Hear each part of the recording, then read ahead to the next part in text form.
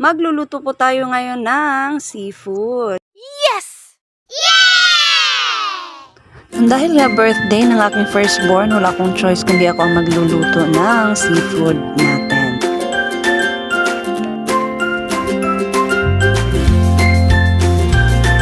And by the way, good morning, good afternoon, good evening po mga kamamis and to all the people na mararating ng aking video.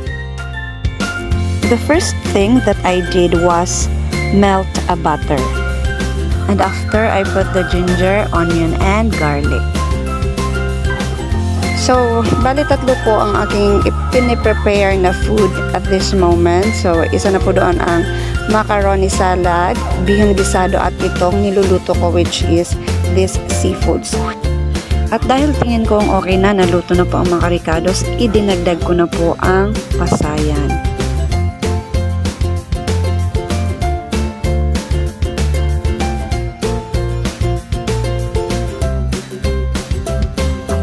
Nilagyan ko rin po pala ito ng melted cornstarch powder para naman po maging malapot ang kanyang sauce.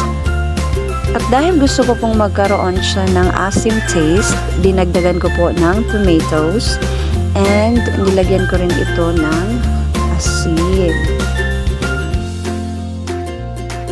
So, unti-unti ko pong inilagay ang mga tahong and crabs.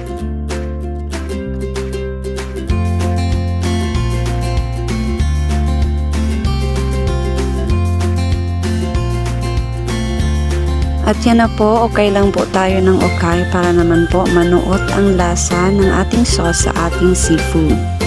At dahil feel ko rin po nalagyan ito ng spring onion, nilagyan ko na rin po para naman po dagdag lasa.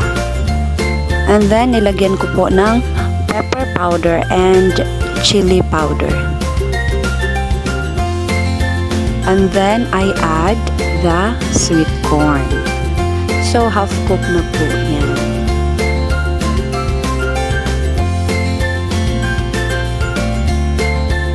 And halu-haluin lang po natin para po manuot po ang lasa ng ating sauce doon po sa ating seafoods and sa ating sweet corn.